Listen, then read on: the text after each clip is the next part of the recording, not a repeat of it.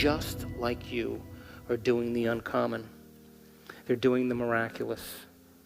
They're doing amazing things. And they don't have to be a monk or a religious person or a nun, or they don't have to be a male or white or any of that stuff that keeps us separate. They understand that there's an intelligence within them that's giving them life. And that same intelligence that's organizing all of those functions, you know, keeping your heart beating. Your heart beats over 2 gallons of blood per minute. Over 100 gallons of blood in 1 hour. Over 100,000 times in one day through 60,000 miles of blood vessels. And your vascular system is 3% of your body weight. That you lose 25 million cells every second. Oh, you just made another 25 million. Were you thinking about that?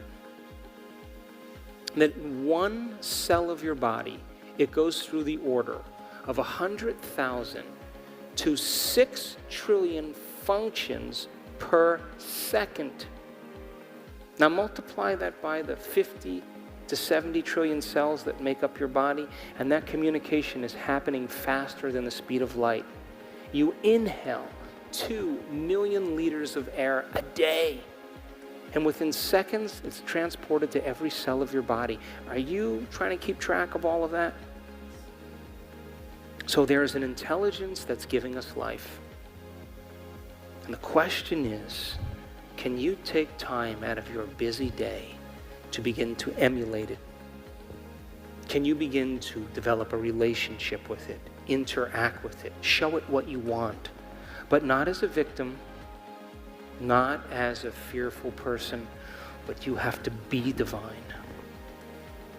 And when you begin the process of making that change, that same intelligence that's giving you life and organizing all those functions is the same intelligence that's creating supernovas in distant galaxies, keeping the planets rotating around the sun, causing flowers to bloom. It's both personal and universal. It's within you and all around you. So then, if you begin to ask for this intelligence to move in you, to move through you, and to move all around you, you are knocking on the door of possibility. And so, I learned so many things in measuring people's transformation in the last year. I now know without a doubt that when you analyze your life within the emotion that you've memorized, that you think is you, the answer will never be there. Because emotions are a record of the past, and for the most part, you're analyzing in the box of the past. And when I studied people's brains that did that, their brains got worse. I can tell you from experience that if you use your brain to try to change your brain, it'll only make your brain worse. I saw it. If you use the ego to try to change the ego, you will only endorse the ego. If you use the program to try to change the program, you will only reprogram more. When you use matter to try to change matter, you will only become more matter. And only when you are true consciousness, and I've seen it over and over again, is when you have dominion to change your brain, to change your life, to change your body, and to create some future time. And so we taught these workshops because I wanted to see if it was true. I wanted to know what was happening. And we were lucky enough to catch people's brains that had Parkinson's disease at the beginning of our event. And 4 days later, it wasn't there. It wasn't just in their mind. It was in their brain. People who had terrible anxiety, you could see it in the brain scan. 4 days later, nothing. Traumatic brain injuries, where the brain is shut off because someone went through the windshield, who's wheelchair bound. 4 days later, normal brain. Stood up at the end of the event. It wasn't matter that was changing matter. It was energy that was changing matter. People who had enormous releases of energy from their body to their brain, their entire brain electrified We caught it. And it wasn't that they were trying to create it, it was happening to them. And you think that that person can go back to business as usual in their life after just a few of those? Never again. So I became very interested in this concept called information to transformation. So if you give people information, you give them knowledge, and then they can repeat that information, they're beginning to fire and wire that information in their brain. Would you agree? Poke the person next to you, please. So then, if you wire that information in your brain, you can repeat it. Would you agree? And so what you're doing is you're seeing a picture.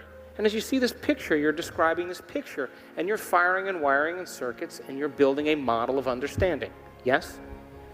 So then, if you can instruct people on how to apply that knowledge and demystify the experience. Now, science is the contemporary language of mysticism. Science is the language to explain the unexplainable. It's not religion, it's not tradition, it's not culture. That divides audiences. And the moment you start talking in that way, people shut off. But science creates a community. So if you make science simple enough, where you learn a little bit about yourself, a little bit about the brain, a little bit about genetics, a little bit about how you function, a little bit about your chemistry. Knowledge is power, but knowledge people actually experiencing their true potential. And I really have no interest any longer in doing keynote presentations, or I'm not really thrilled about conferences. And I want to be with people that want to do it. I want to be with people that want to actually apply this. Because when you begin to apply these principles in a simple way, the end product of that is called magic. And there isn't a person in this audience that's so special to be excluded from this equation. That we are creators, that's who we are.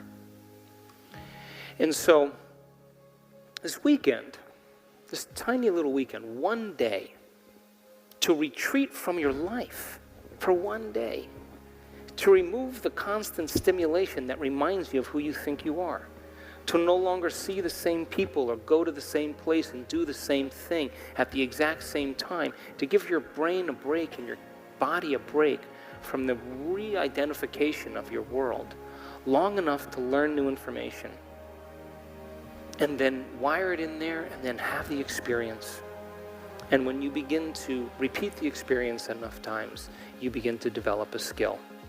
And we saw that in our advanced group, that most people, in order to change their brain state in the United States, it takes about 1.5 minutes to 2 minutes for people to alter their state. That the average time for our students is under 1 minute. And some people do it in 4 seconds, and 5 seconds, and 9 seconds. Now that's not like a race. Hey, look at me, I'm getting to the divine before you. But it told me one thing, that it was a skill. And the more you practice it, the better you get at it. And so when you begin to eliminate your external environment and you go within, as you'll learn this weekend, if you're analyzing and you're thinking, you haven't changed your brainwaves. And you're basically doing what you do with your eyes open. You're only doing it with your eyes closed. You understand what I'm saying? So then, if you keep practicing the techniques, you get to experience the fruit of your efforts. And I'm happy to say that in the last year, we actually have made scientific history because we have seen the uncommon happen so many times. So I'm here this weekend not to convince you that it's possible. I already know it's possible. I'm here to inspire you to apply it to your life, because the hardest part about all of this, you ready? Hardest part is making the time to do it. That's it. Taking time for your precious self to begin to change from the inside out. And the people who actually do it, that heal themselves of rare genetic disorders that science said you're never going to change, medical science said forget it, that are living a new life with no evidence in their body, no genetic markers, nothing normal. You know what they say? My disease was my greatest teacher. That's what they say. Now, when they're crossing the river and they're fretting, they're not saying that. Why isn't it working? It should be happening. Once you arrive, you don't have those thoughts any longer. And so this year I learned something truly amazing. I saw a handful of people with very severe conditions for 2 years change their health. And I pay attention to that because that's my background. And when I wrote my first book, it was really about spontaneous remissions and what those principles were and what was the neuroscience and the biology of it. And then I figured after I knew what common people like you did to get better, we should be able to reproduce those same things. In other words, we should be able to teach that. And it should be able to produce some effects. And then if we can keep producing those effects, we're creating a law, because anything that's repeatable in science is a law. So these 5 individuals that I had been tracking for the last 2 years, all of a sudden they started having very significant changes in their body. Like, no evidence of the disease ever existing in their body. All their blood values and all their urine analysis, all normal. They were given a clean slate.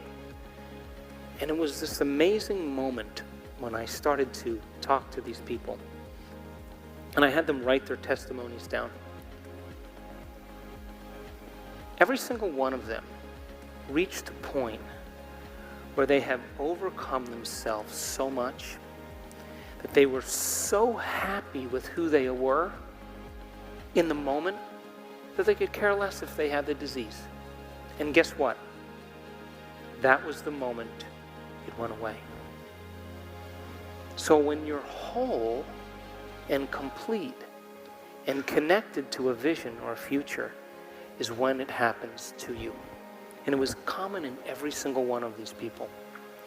And so when we try to create from polarity, when we try to create from duality, when we try to create from trying and hoping and praying and wishing, that is not the state of being that produces the miraculous.